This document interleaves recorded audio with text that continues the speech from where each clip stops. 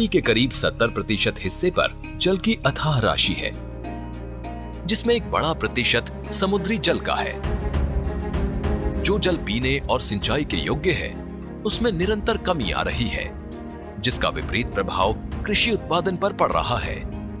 साथ ही मानव जीवन भी प्रभावित हो रहा है। ग्रामीण विकास मंत्रालय ने मनरेगा को और अधिक सार्थक बनाने के लिए भूमि संसाधन विभाग और जल संसाधन मंत्रालय के साथ मिशन वाटर कंजर्वेशन की शुरुआत की, जिसके तहत विभिन्न राज्यों में 2264 मिशन वाटर कंजर्वेशन ब्लॉक्स की पहचान कर वहां जल संरक्षण से संबंधित कार्य शुरू किए गए। तकनीक और संसाधनों का सही इस्तेमाल हो और मिशन अपने लक्ष्य को हासिल कर सके, इसके लिए समन्वय यानी कन्वर्जेंस को महत्वपूर्ण माना गया। परिसंपत्तियों की गुणवत्ता एवं तकनीकी दक्षता को बढ़ाने के लिए समान उद्देश्यों वाले कार्यक्रमों के बीच आपसी तालमेल समय की मांग है। मनरेगा में किए जाने वाले 155 कार्यों में से 100 कार्य प्राकृतिक संसाधन प्रबंधन से संबंधित हैं और 71 कार्य जल संवर्धन से जुड़े हैं। इसलिए वित्तीय वर्ष 2016-17 में मनरेगा, प्रधानमंत्री कृषि सिंचाई योजना और समेकित वाटरशेड प्रबंधन कार्यक्रम के बीच समन्वय का खाका तैयार किया गया, जिसमें केंद्रीय भूजल बोर्ड के ज्ञान भंडार और नेशनल रिमोट सेंसिंग सेंटर के माध्यम से इंफॉर्मेशन टेक्नोलॉजी का प्रयोग करते हुए कार्य कराए जाने पर विशेष बल दिया गया। प्राकृतिक संसाधन प्रबंधन के तहत पिछले 3 वित्तीय वर्षों में बहुलता के साथ किए गए मनरेगा के विभिन्न कार्यों की सूची तैयार की गई और इनमें से प्रमुखता के साथ किए गए मनरेगा कार्य इस प्रकार हैं: renovation of water harvesting structures, strengthening of embankments, development of wasteland, dug well, farm pond, check dam, land levelling, afforestation and plantation, horticulture. Mission जल संवर्धन से जुड़े मनरेगा के विभिन्न कार्य कामयाबी से संचालित करने में क्षमता निर्माण के कार्यक्रम सक्षम ने महत्वपूर्ण भूमिका निभाई। इसके लिए जिला, ब्लॉक और ग्राम पंचायत के स्तर पर विभिन्न प्रशिक्षण कार्यक्रम चलाए गए, जिनमें प्राकृतिक संसाधन प्रबंधन के तहत मनरेगा के विभिन्न कार्यों के लिए ग्रामीणों को जागरूक किया गया। क्षेत्रवासियों की जरूरतों के अनुसार जल प्रबंधन के विभिन्न मनरेगा कार्य किए जाने से विभिन्न राज्यों के कृषि उत्पादन में बढ़ोतरी हुई। परिणाम स्वरूप मनरेगा कर्मियों की मनरेगा पर निर्भरता में खासी कमी नजर आई। सिक्किम राज्य में चलाया जा रहा धारा विकास कार्यक्रम इस दिशा में अहम माना जा सकता है। धारा विकास के कारण यहाँ विशेष रूप से बड़ी इलायची की खेती में खासा सुधार हुआ। नतीजा, किसानों की आमदनी बढ़ी, क्षेत्र की आर्थिक स्थिति बेहतर हुई। कभी वो समय था जब राजस्थान के मरु क्षेत्र जल की भीषण कमी से जूझते थे, मगर अब हरित धारा कार्यक्रम ने क्षेत्र की स्थिति को बदल दिया है। हरित क्षेत्र का क्षेत्रफल बढ़ा है।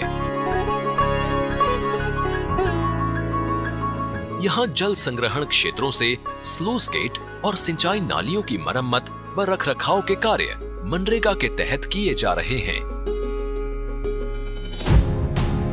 कर्नाटक राज्य के वो क्षेत्र जहाँ रेशम की खेती की जाती है, वहाँ मनरेगा के तहत शहतूत का वृक्षारोपण किया गया है। यहाँ सेरीकल्चर विभाग के साथ मनरेगा का तालमेल खासा रंग लाया है।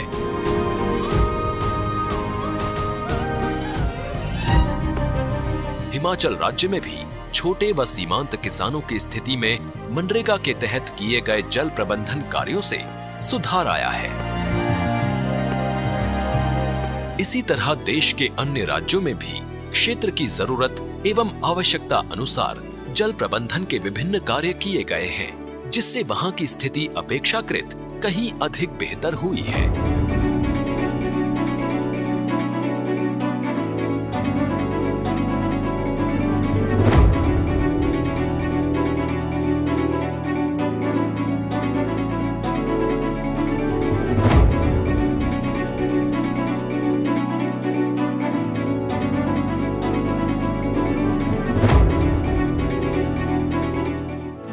प्राकृतिक संसाधनों के कार्य अधिक प्रभावी हो सके, इसके लिए जियो टेक्नोलॉजी का इस्तेमाल कर भू क्षेत्रों में साल दर साल हो रहे बदलाव का आकलन किया जाता है, जिससे हासिल आंकड़ों का प्रयोग मनरेगा की कार्य योजना बनाते समय किया जाता है।